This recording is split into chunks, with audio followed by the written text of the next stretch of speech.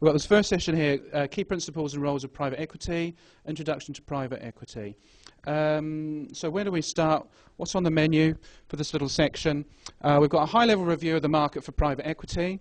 We're going to talk about how private equity works, basically, and also how buyouts work. And this is a chance to unpack any jargon that you guys haven't seen. Please interrupt and pitch in. The first thing, there's a space in your packs here for thinking about, talking about, writing some notes on how private equity firms make money. Matt, have you got any thoughts? How do private equity firms make money? Buy low, sell high. Buy low, sell high. Buy low, sell high. David, buy low, sell high? Strip out as much cash as possible along the business. Let's talk about that. I think buy low, sell high is probably... Buy low, sell high is probably about as accurate a description as we can get. What are they going to do? Here's the space in your packs here. You've got some space to write this. Buy low. Let's imagine that... I'll tell you what, let's use an analogy to start with. Buy low. We're thinking about an analogy between what private equity firms do and real life. Ollie, in the olden days, you could buy a house and expect to sell it in a little while and maybe make some money on that house, yeah? What's the property market doing at the moment, do you think?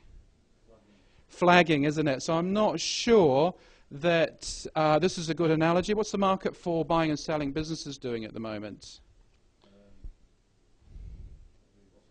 Well, there's been a lot of uncertainty, hasn't there? So maybe it is a good analogy to use. But in the olden days, what you could have done is bought a flat in London. I don't know how much you'd pay nowadays, but perhaps a long time ago when I first came to London, you could buy a flat probably for £100,000. Wouldn't probably even get you the front door now, would it?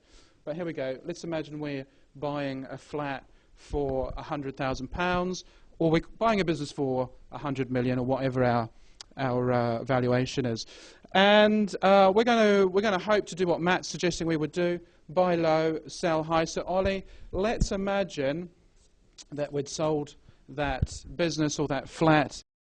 That's what we're trying to do with private equity, trying to buy low, sell high. That's probably the best description that we could have of it. But let's learn about some things which are specific to private equity. Again, a little test for my guys this morning. Over what kind of time frame? You might have heard this before.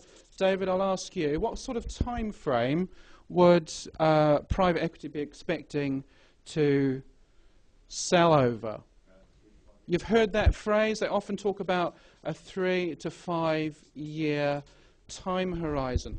Okay, so that's one of the things they're looking to do, is turn these businesses around quite quickly, as well as making sure we know about time frames.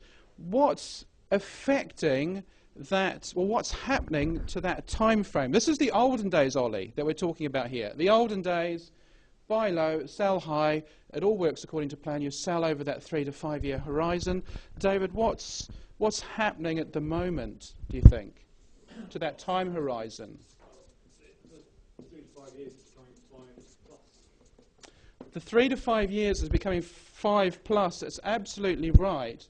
The time frame for exits is extending, isn't it? Is extending. And before we started the session, we were talking about some of the private equity firms that we know, the ones that might, if we're lucky, take us to the races or those track days, which is a great thing. But thinking about those private equity firms, what is the impact of that time frame slipping for them and their business, do you think? What's the impact of that?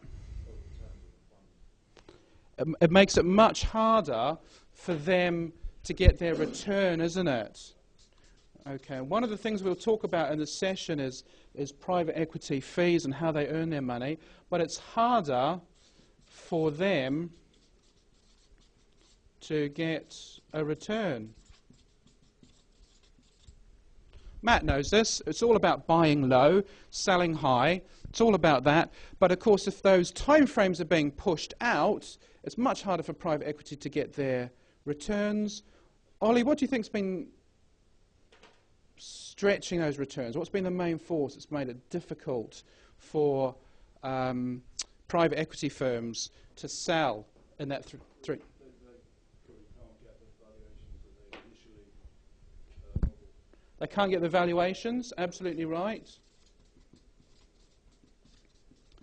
Essentially what's happened is the market for buyers of private equity businesses has dried up, isn't it? The market for buyers has dried up. And we know that part of what's caused that is the credit crunch, isn't it? The credit crunch and the lack of debt available for acquisition. Okay, so lack of debt for acquisition.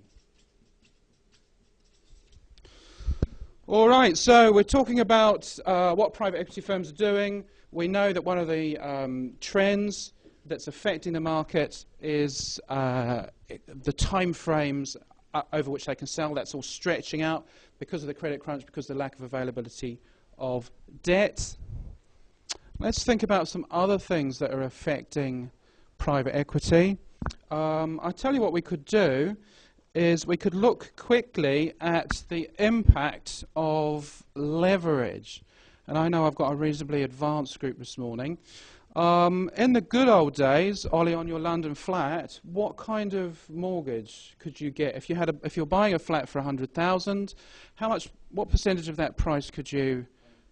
90% mortgage, on the basis that you would be a good safe bet for the bank, and you'd be a good risk, and I'd lend you 90% of that 100,000. That's a bit harder today, isn't it? And I've got to be honest, in the good old days for companies, I don't think you could ever have got a 90% mortgage on a company. Pre-credit crunch, Matt, what kind of levels of debt might you get into a buyout? You're getting 5 or 6 times EBITDA. In terms of percentage, 60 or 70%, 60 to 70%, and that's quite difficult. Well, I tell you what, I agree with you. I think pre-credit crunch, you could probably get 60 or 70% of the purchase price as debt. But just to make the numbers simple, let's imagine that we had a very friendly bank in the old days. They're not going to lend us 90%, Ollie, but they're going to lend us, let's say, 80%. And we know that's unrealistic, especially in today's market, but let's imagine we could get 80% of that price by way of debt. This is not a trick question.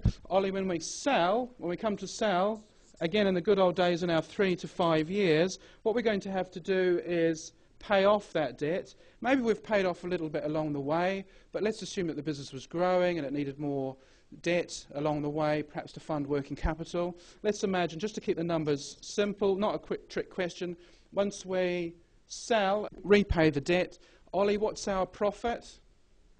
If you like, what are our net proceeds on that little deal? Yep, so let's have a look at it. So what we've done is we've taken our 20 that we've put in. So if you like, the 20 was your deposit on your flat in London.